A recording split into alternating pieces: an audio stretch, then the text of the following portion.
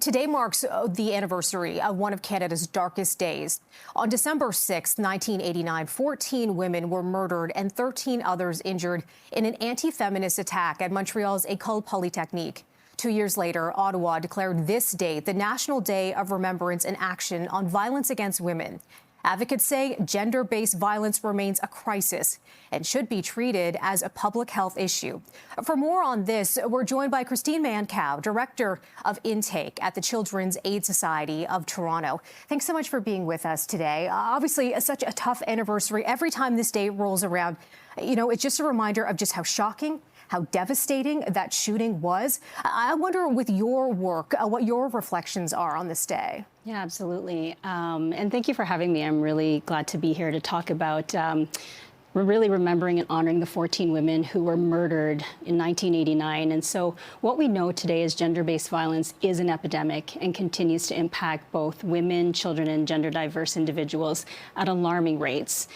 Toronto specifically, I think it was just this last November, the Toronto Police released their first ever data around incidences of intimate partner violence, and it was totaling over 17,000 occurrences per year. So we know that it's still happening in our communities.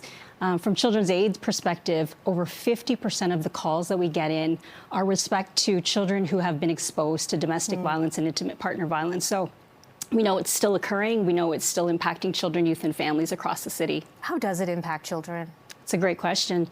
Children are never bystanders. And so some of the times when we get reports from callers, we're often told children are either sleeping, they didn't hear anything, or they were away. But what we know to be true is that children are the most impacted when there's exposure to violence in their home by their caregivers.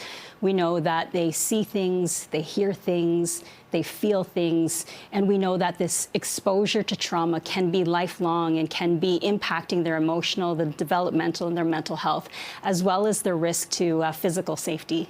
I wonder what kind of help there is for children in these cases, for women in these cases. I mean, how do you begin to even reach out to them? Yeah, how do they begin to reach out to you? Yeah, good question.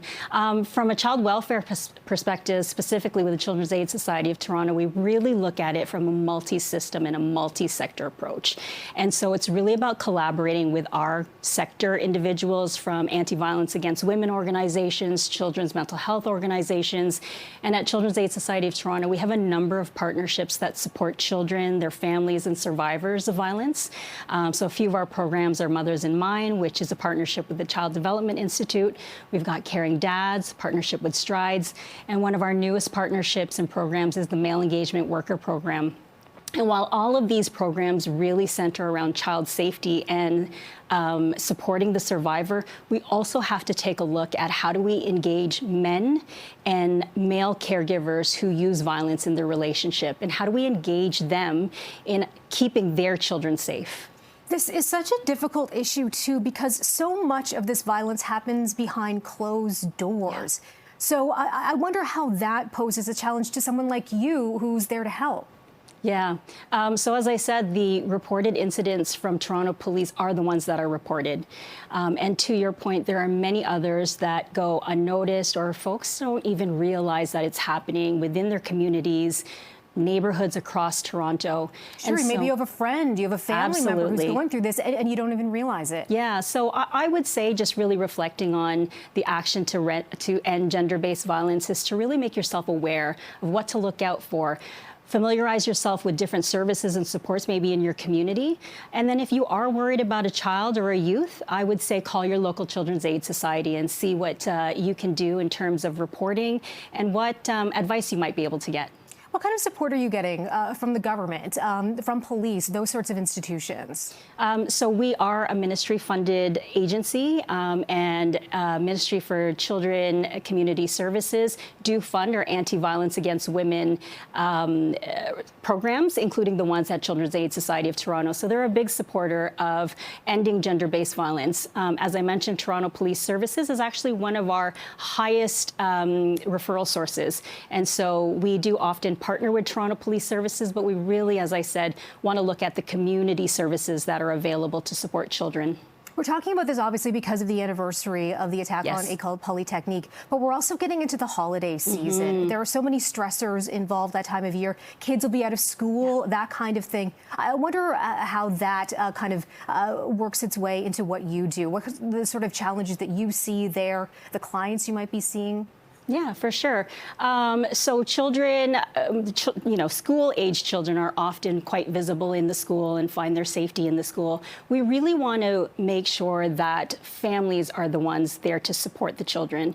And so, as you said, if you are worried about a child or a youth, it's really important to seek support from your community agencies, again, calling Children's Aid Society. And so we only get involved when it's reported to us.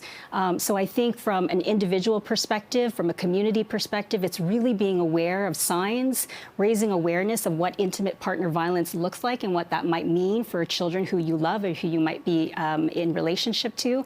And then again, calling your local Children's Aid Society when you are worried about a child who may be exposed to violence. What are some of the signs we should maybe be on the lookout for? So this one's a really difficult question because we know violence isn't just physical. And as I said, a lot of the impact can be emotional, it could be from mental health, could be a developmental stage. We know that children are safest within their homes and oftentimes don't disclose. And so I would say that children feel the safest to disclose when they have a safe, trusted adult, a safe, trusted caregiver, and it would take time. So the things that you might want to look out for, I think from a physical perspective, is just any bruises, anything that is an injury.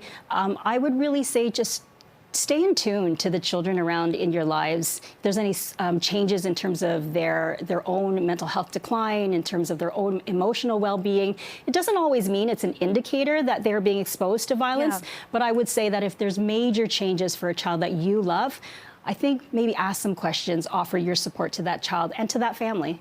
Any other message you want to share? I mean, maybe there's a woman watching right now. It's a great question. I think we're also in the midst of the 16 days of action against gender-based violence. And I would say from a child welfare perspective, we've actually curated a list of IPV, which is Intimate Partner Violence Services, and supports on our website. And so even if you want to take a look at what is available for you to support you as a survivor, to take a look to see what might be out there for you. And if you feel comfortable, I'd give those folks a call. Anti-Violence Against Women agencies are there to support you in whatever you need. Such important work that you do, such great outreach you do as well. Thanks so much for that. Thanks, Christine Melissa. Mancao with the Children's Aid Society of Toronto. Appreciate you being with us today. Thank you so much.